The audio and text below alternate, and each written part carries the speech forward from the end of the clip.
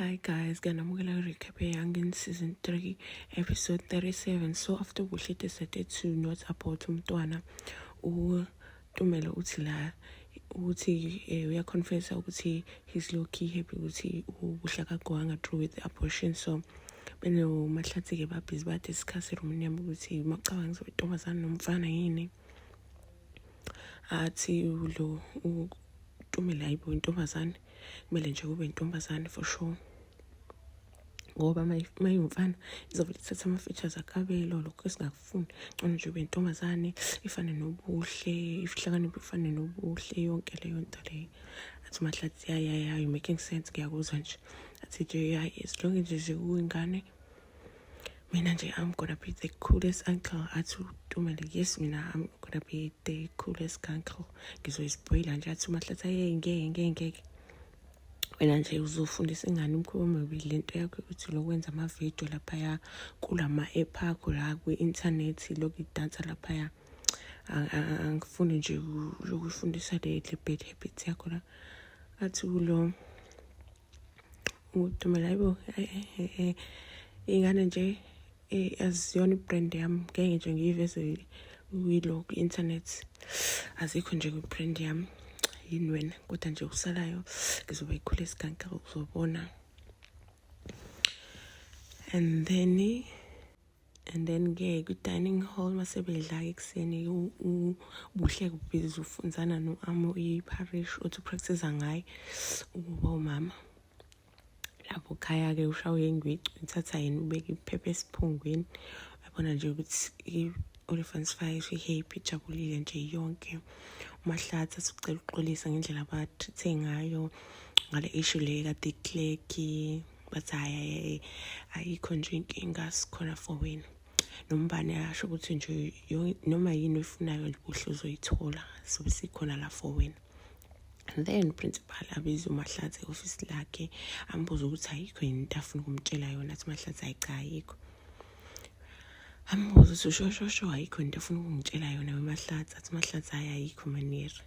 Ambuka athi hayi okay ngibona ukuthi ufuna ayisholo yena le ndaba le kaBuhle le aseyitshela uBuse lethu.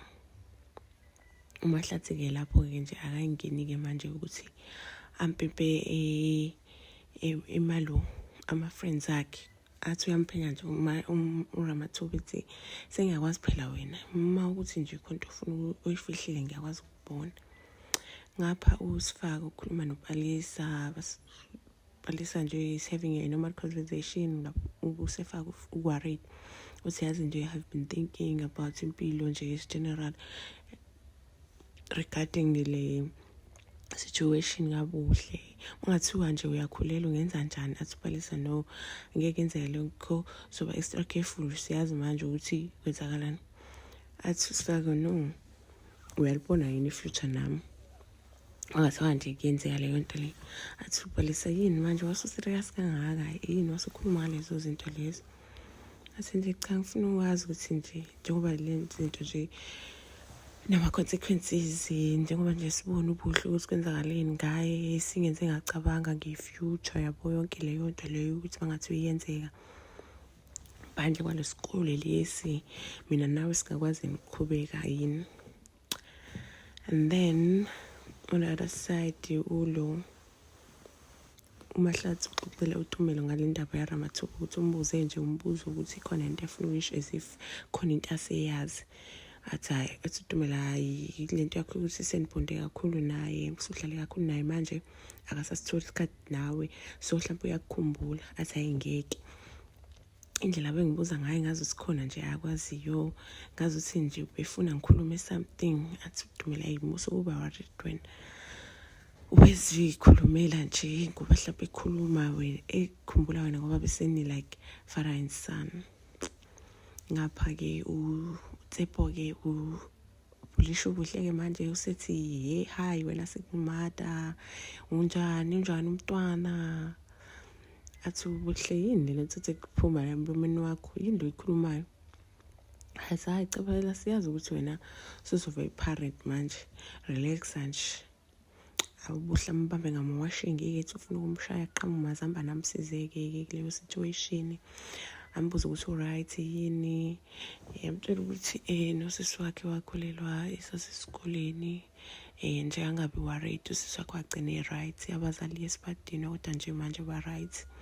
So nje angabi worried, naye uzoba right, angabanake nje abantu abafana noThembi. But bengazi ukuthi nawe mazambane uyakwazi ukuba emotional ukuthi hey wena ayikho umuntu owaziyo ngale nto le, so nje ungatshela wonke umuntu. Thubuhla okay, ngangitshela umuntu ukuthi umazambane unama-feelings, esho lapho uyamemeza. Ngapha-ke usefaka usecabanga kabili-ke manje sefuna uTumelo Bheki, khuluma naye ukuthi hawu kade ngakugcina Thomi, bese-ke sihlangane nje nasithi ukuhlala. Athi uTumelo hayibo kanjani manje ufuna ngenzeni uPhalisa, ngoba nje uyabazi ukuthi uTumelo. Athi ayike uma ukuthi mina nginendaba ukuthi uPhalisa uthini, ikhona inkinga lapho. Athi uTumelo awunendaba ukuthi uthini. Athi ya ngapho kuhle ubongo ami ukuthi uyabonga ukuthi bamsupportile throughout everything, bamenzela ne-baby shower, uthi nje leya baby shower ibe cute, be right. So siyabonga futhi nawe ukuthi u-right, kodwa-ke uzobatshela nini-ke abazali. Athi uhle ngeke bengicabanga ukuthi ngibatshele after finishing ama-exam, yabo sengiqedile nanokubhala yonke leyo nto leyo. Ithi yabona ikhathi uyi-drag lento le bazothola and ngeke kube mnandi. Athi hayi ngizozama ukuba careful, bese akhuluma ukungena emetroni angenathi buhle kunene qoqa zonke ikhoma zakho ungilandele. Athi ubuhle ya ngobani metroni. Athi awungizwa wena ngithe ngilandele siye office la principal sasa zonke izinto zakho la. Hayi ambona uthuthukile kubuhle manje ke.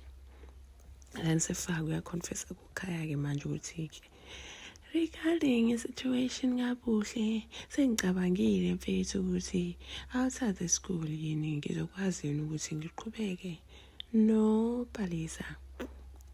Mina ngifuna uTumelo and ngiyabona ukuthi ngeke ngikwazi ukuqhubeka impilo yami ngaphandle kwakhe.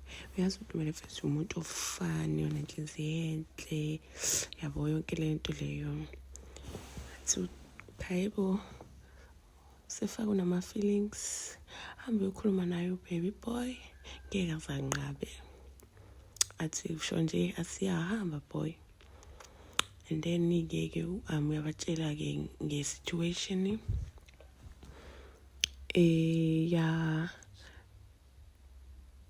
eyenzeke eDomini ukuthi ufike uMetrol wazi ukuthi Buhle wahamba wayemisa e-office la principal.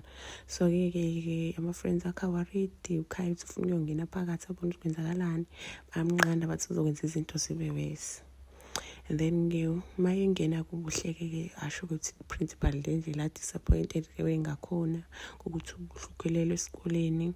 Athi ubaba wakhe athi hayibo ukhulelwa kuhle, athi ubuhle.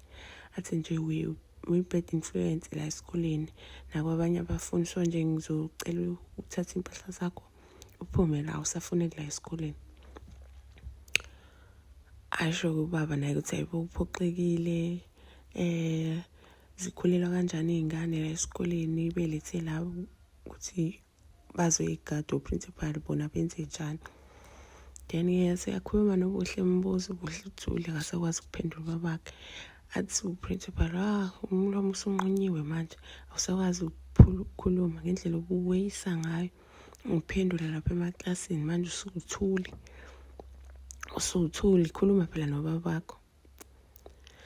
Hayi ke atshela ubaba sekumele umthathe-ke uhambe naye ngoba thina asamdingi la esikoleni uzofundisa ingane umkhuba omubi. Yeah guys, that's the end of the episode. See you on the next recap or review. Bye.